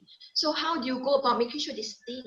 So that's this PMAX program also look into that by providing workshops, not only for them, but also for you. So we hope in doing so, you also will grow as a company to have better HR practices, because we know that sometimes SMEs, we don't have the time to consider, planning of whatever I want to build in terms of the business growth. We always talk about growing profitability. We talk about growing in terms of operations. But sometimes there are other things that we need to consider also, which is HR practices. It's something that you need to consider down the road when your business expand. So with that, I come to the end of my presentation. The slides I think are available. I think, right, Christopher? They'll be made available if you respond to our feedback form. Again, if you have any queries, QR code on the right side, it brings you to our website to know more. And then I'll pass on back to the presentation to Christopher. Thank you. Thank you so much, Fariza. I think we are a very privileged lot today to actually have you sharing the just released SG United Mid-Career Pathways program. So hopefully everyone will actually take note of that and take advantage of that as well. So moving right along, last but not least, we have our very own Mr. Alvin Tan, the head of talent development from the SFIC Institute, who will be sharing with all of you on the programs that's available from the Institute itself. Alvin, if you please, thank you. Thank you very much, Chris. Let me just put this up. Okay, I hope all of you are able to see the screen, right? Yes, we are. Thank you. Okay, cool. Okay, so as what you can see on the slide here, but before that, hi, my name is Alvin, from SFIC Institute, and after Fariza's wonderful presentation earlier, now I'm very stressed. Okay, so just bear with me. I try to wrap this whole thing up as good as possible. Okay, so as you can see on the slides here, that basically SFIC Institute, we are very much looking into the capabilities development for the furniture and related sectors within our industry itself. So very much on enterprise and human capital development. Just a very quick overview about what SFIC Institute is all about. Okay, a little background is that we are a subsidiary of SFIC, the Singapore Furniture Industries Council, and we have been privatized since October 2010. So that makes us a good 10 years old right now. And okay, for the vision and the mission itself, okay, in a nutshell, very much so is that we want to look into people development, to help enterprises to develop their people so that they are able to scale up, okay, and move on, okay, better in the new normal, in the new economy, or whatever that we are calling it right now. So just some very important milestones that we have. Previously, before 2010, very much we are like a subdivision within SFIC, okay, privatized, as what I shared with you earlier. Since 2012, 1st February, okay, we are one of the first few ATOs or training providers to have a professional conversion program for designers, or what we call it as a place and trade program during then. So right now it's already 2020. We have already gone through altogether 3 iterations of this particular PCP. And we are also a program partner for retail in the same year of 2012. In 2013, we had a Creative Craftsman Apprenticeship Program, where it is very much training new craftsmen, new Singapore local craftsmen for local companies. Okay, and in 2014, we had the opening of our Yishun campus then. Okay, and in 2016, we had our first place and trade program together with E2I on mature workers, those who are aged 40 and above. And in 2016 as well, we had a partnership, and we are still having a partnership together with National Silver Academy, where it's very much targeted for the silver generation of, I would say, Singaporeans. Yep, where those are 50 and above, they actually do come to join for just or some of our courses. Okay, where they actually did learn some carpentry work during that period of time as well. And in 2017, we are also a partner with Nanyang Poly for their Earn and Learn program on their specialist diploma in design and make. And this year, okay, we have a PCP for digital operation talents, which was only just about 3 months old. Okay, so this in general, what SFIC Institute is all about. Let me deep dive in exactly what do we do and what do we have to offer to help you as a company. Okay, first off, we have a E2I redeployment place and train program. As the name says itself, right, it's a redeployment program where you have current existing staff, where they have, in a way, their job roles may be impacted because of the current economic situations, where there is a potential of staff retrenchment or staff layoffs. Okay, you can actually redeploy them, okay, into other relevant roles or needed roles within the organization. Okay, and you do get salary support grants, okay, of up to 90% for 3 months, okay, of their monthly salary, which is capped at 4,000 or 6,000 per month. Of course, various terms and conditions will apply as well for those who are 40 and above and those who are below 40. Yeah, okay, and this is very much to support companies, right, in their effort to retain their staff, which is very much so what our government is also looking at, is to continue to retain workers. Okay, because job is always at stake and job is always a priority. So this is one way that can actually help the company as well. And next up, okay, is our new PCP. Okay, I put it in short form, PCP for Digital Operation Talents, or AKA DOT. Yep. Okay, it's a PCP program, which is a typical place and trade program where you have a new hire and you place them on a 6 months training program of classroom and OJT as well, and you get salary support. And the unique thing about this PCP is that we are also allowed, okay, to have redeployment in it as well. Okay, so as you can see here on the second paragraph, that's a very quick share here. Okay, it's same thing. Okay, you can redeploy your affected workers. Okay, in your company, if let's say you do have a business plan of doing digitizing or digitalizing your business operation to move towards more e-commerce or e-marketing roles, you can also tap on this program. Okay, and once again, it's up to 90% of the salary support. And this because the training is a bit more in-depth, so a bit more specific. So it's 28 days of classroom training, or sorry, I should say classroom training. During now phase 2 is we are doing all our training online via Zoom, okay, over 6 months, and it's also inclusive of OJT segment in there as well. And the course fee grant is up to 90% for SMEs for this program. Okay, so I just give you a very wordy illustration, I like to say, okay, for a typical redeployment case study that we have been facing since it started.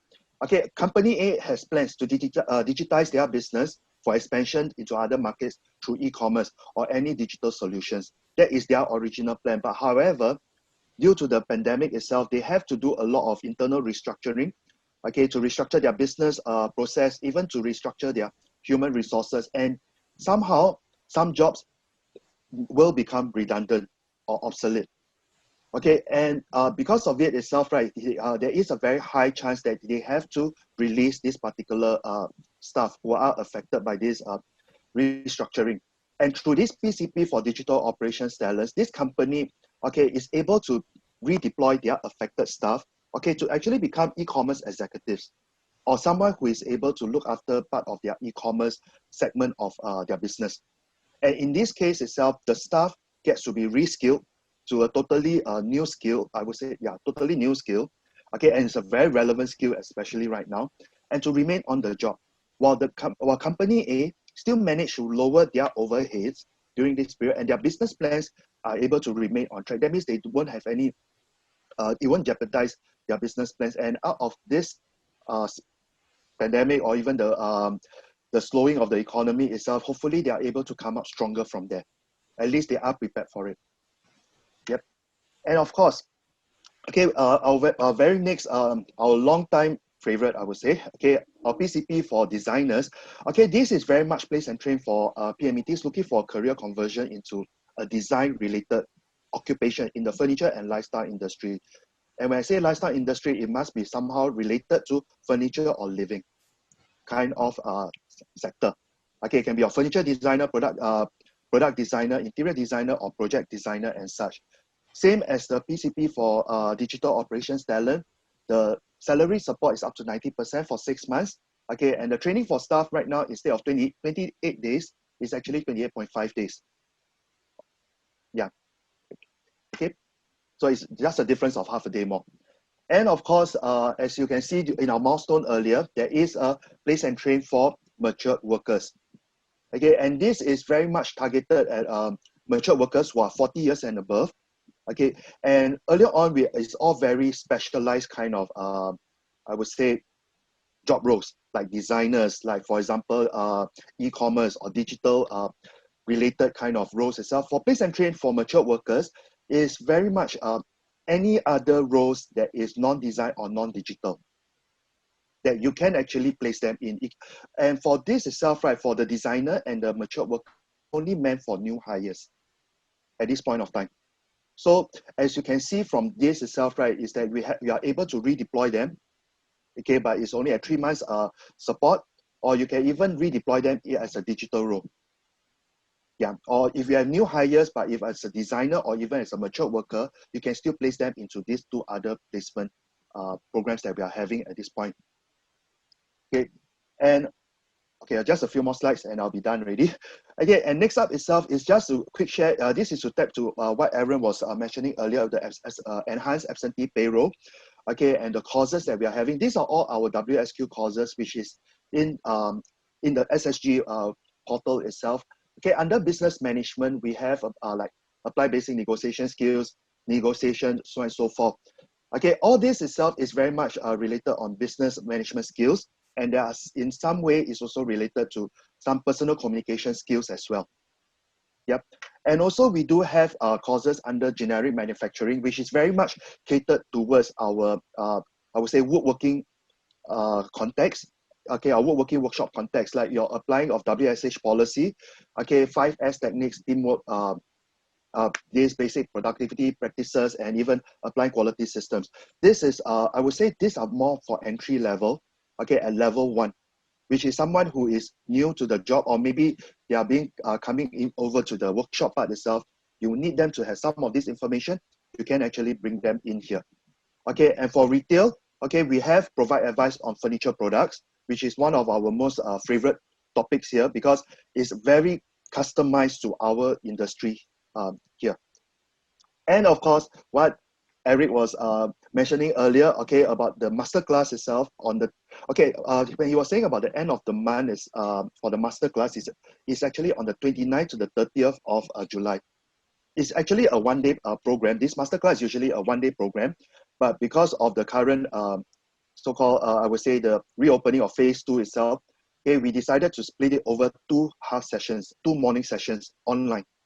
Okay, and this we are working in collaboration together with Eric and also with Singapore Polytechnic, okay, on a masterclass on this contract claims, variation, and disputes, very much for the built environment.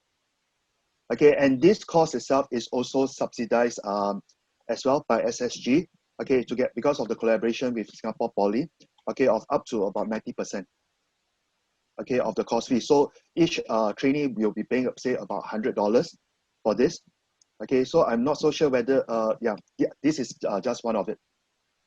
Okay, so I don't have a QR code or whatsoever. So if you all want to, take a screenshot, because we are all, I see all the QR code all very high class. So for me, mine is on mid-level itself. Okay, take a screenshot of this. Anything, okay, you can drop us an email. Okay, at inquiry@sficinstitute.com for any questions relating about the placement programs or even the short courses. Okay, my colleague and myself, we are more than happy to actually answer your questions, your queries, and if need be, we can share with you a little bit more on a one-to-one basis over the phone or even through Zoom. Okay, that's it for me. All back to you, Chris. Thank you so much, Alvin, for sharing that as well. We've actually come to the end of our presentations from our various presenters. We have actually come to the Q&A. But again, as with all of the presenters that is actually mentioned, and usually at the end of their slides, they have actually provided either the email addresses or the QR codes. So not to worry, as long as you actually complete the survey at the end, which will show you a QR code after this Q&A, JTC will actually be sending you this set of presentation slides from all our presenters to you as well. So don't worry if you actually missed out on that. As long as you fill up the survey form, we'll actually get the slides over to you. So if I could bring up some of the questions that's actually been asked on our chat group. There's actually a few, but I'll just quickly zoom in on some of them right now. We have one for Michelle. It's actually regarding the e-commerce booster package. And the question was actually, is it strictly only applicable to retailers? Michelle, would you like to actually take this question, please? Yes, actually right now they only open up to retailers with SSIC code 47. So I understand one of the participants actually asked if 43 is allowed. So the not so good news is actually it's not allowed. Yeah, because they are based on why so 47, because they require to have a retail shop front, and there are other aspects and criteria lah. So it's not only this. So right now they're opening up to only this, especially digital resident bonus as well. All these packages, right? They are testing out because it's very new. They are testing out on the food services and retail only. So once they smoothen the processes, they will actually open up to more companies, yeah, and more businesses. Okay, thank you. Okay. Yes, for these questions itself, they've actually appeared on the chat, and I believe that some of our presenters may have already addressed that, but I think for the sake of those that may not actually be reading this chat group itself, I think it's due diligence that we actually shared these questions, so at least the rest would actually know. Because we still actually have quite a good number of attendees still remaining after such a long time, which we are really appreciative of. So if I quickly move on to another question that is also directed at the e-commerce booster package for Michelle. If the company decides to expand from B2B to B2C, are they eligible for the package? Yes, they do. So as long as same thing, they will look at the SSIC code first as the very first criteria. Primary business activity 47. Okay, then they'll look into the plans and how are you going to bring about from B2B to B2C. Yeah, so this planning will come later. As long as you fulfill the criteria, you can embark on this package. Okay, yeah. Thank you very much, Michelle. All right, if I could move on to the next topic, which is actually for Eric on legal matters. This question is actually asking whether does the COVID Act cover cross-border dealing. Eric, if you please.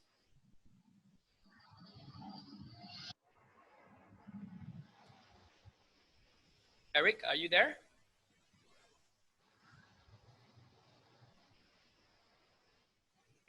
Yes, okay, sorry. I had to unmute myself. I forgot about that. Yes, okay, cross-border disputes and cross-border contracts are certainly more complicated because it depends on the law of the contract. Now, usually if there's a cross-border contract, there will be a clause at the end to say which law applies to the contract.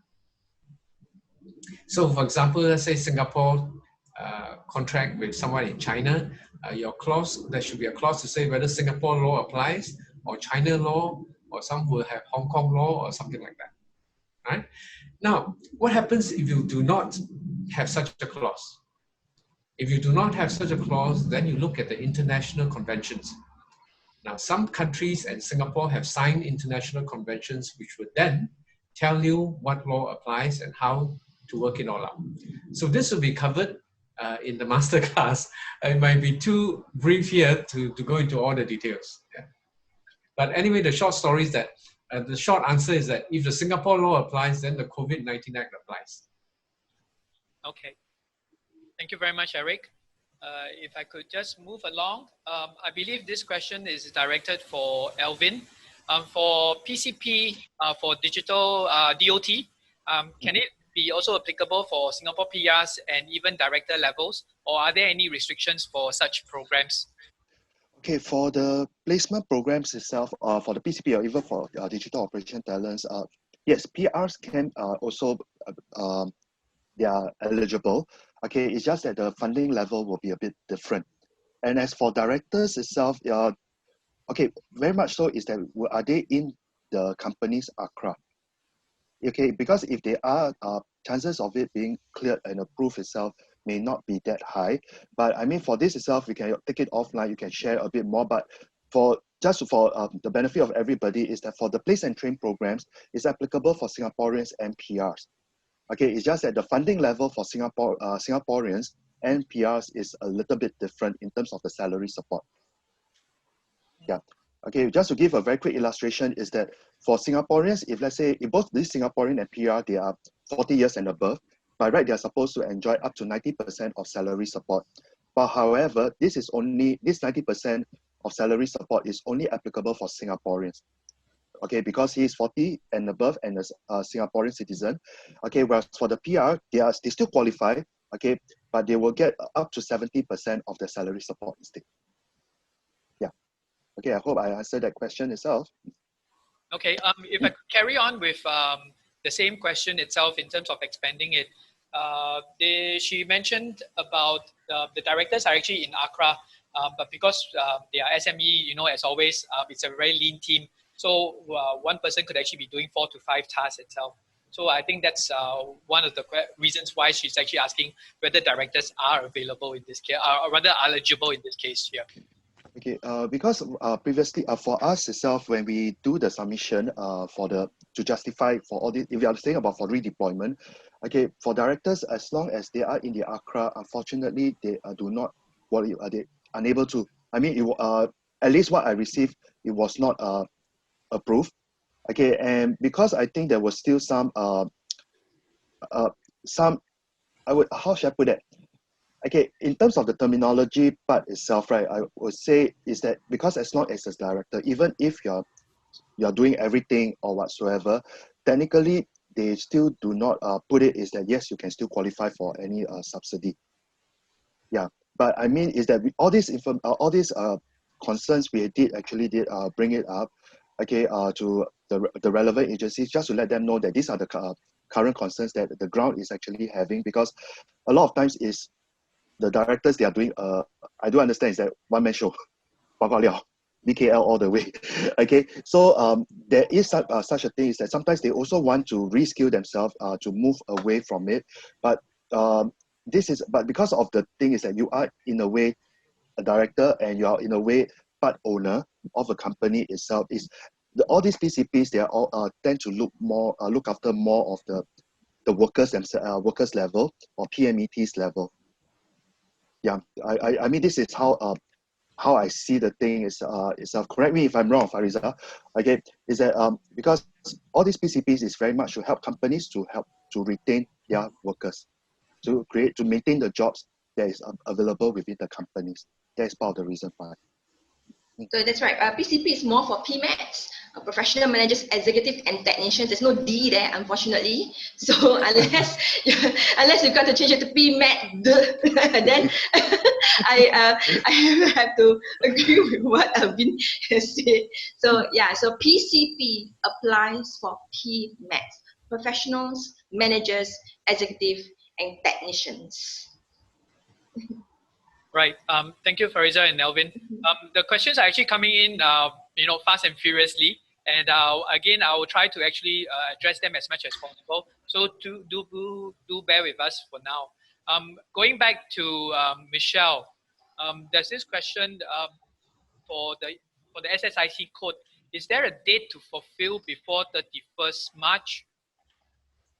I'm not too sure what does this mean. Maybe you can you know. All right. Okay, meaning to say your company must be registered as this before 31st March.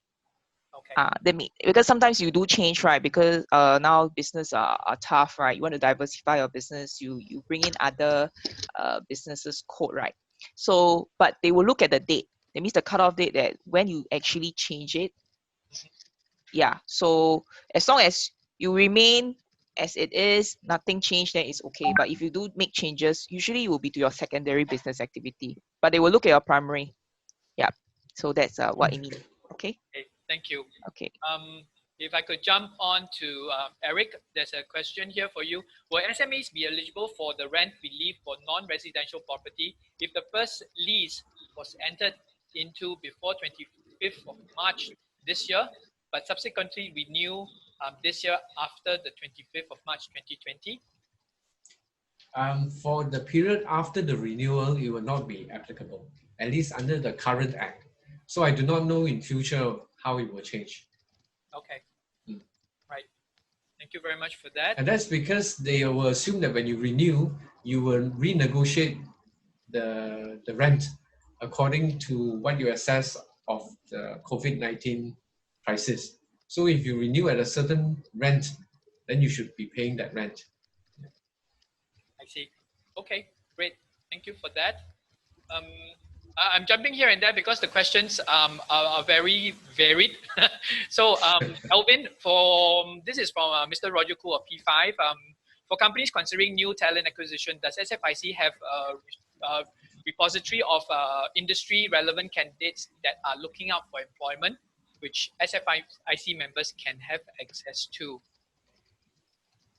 Okay, for SFIC Institute, we do collect resumes from interested candidates who are wanting to apply for any of these programs that we are having. Okay, but unfortunately, because due to PDPA itself, we are unable to release, to put it as a central repository for all our members. But in the event, if let's say we find that any of these candidates that have applied, and if they have a suitable fit for the participating companies of the programs itself, we will actually send all these CVs directly to the companies for them to review the CVs.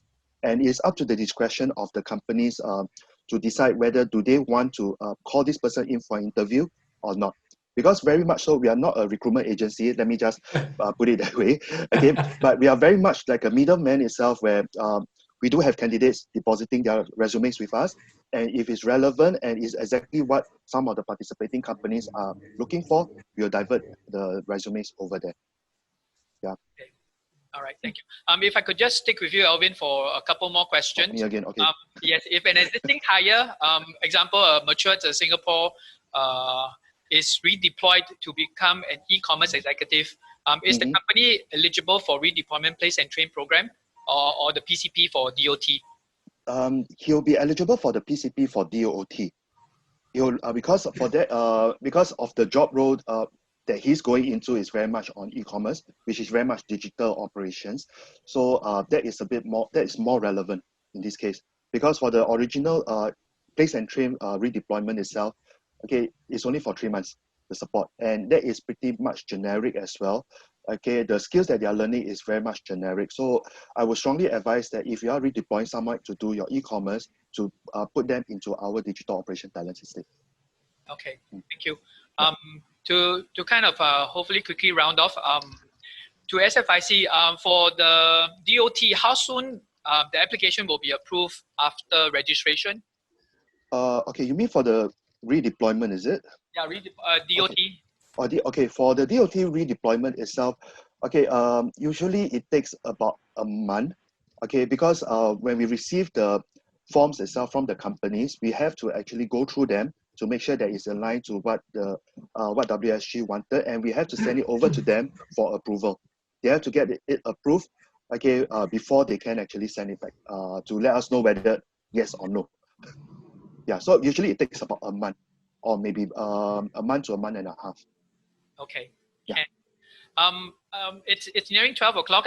We've actually overrun, but standing between you and your lunch is just one more question for Michelle, and I promise I will end this session for everyone so that you can enjoy your Friday lunch.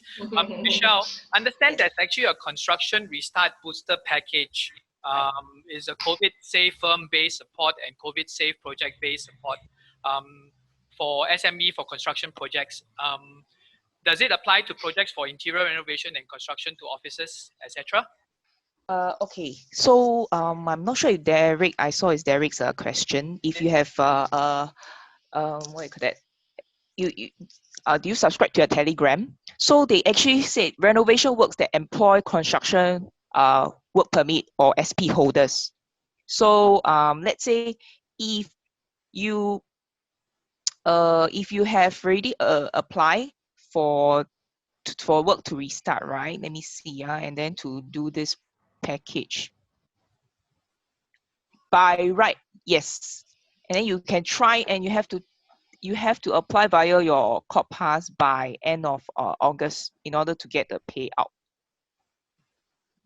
Yeah, but I'm also but you let me check again, because this was rather new. It was only updated on the 13th of July. Let me check with some of the BCA colleagues what is the detail, because I'm sure they're also working out the details.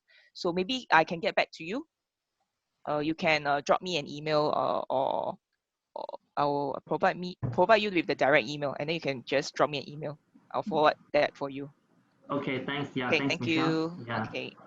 All right. I think I will end the Q&A session here, and I'll move on to the next very important slide, because a lot of you are actually requesting for a set of the presentation slides that's actually been presented today by our presenters. So do the QR code, get the survey done, and once this is actually done, JTC would be able to send the presentation slides to those that have actually responded to this survey itself.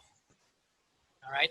So I'll just give you another 30 seconds before I round off today's presentation for this session. Thank you.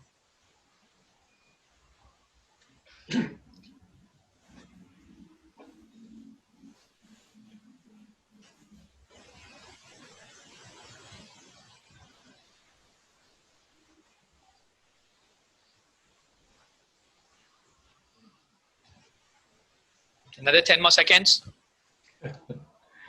Well, thanks, Christopher, for hosting this. Pleasure's all mine, Eric. I was actually asked to actually thank each and every one of you as well. But also, I think it's very important that we keep everyone from the furniture and furniture-related industry updated on the schemes and programs, as well as new initiatives that's been introduced by the government during this pressing time itself. We understand that companies are really trying their very best to actually get through this, and I'm sure with all these initiatives and programs, we definitely will.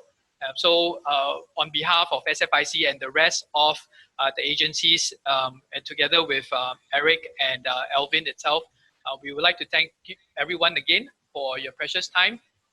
TGIF, stay well, stay safe, all right, and all the best.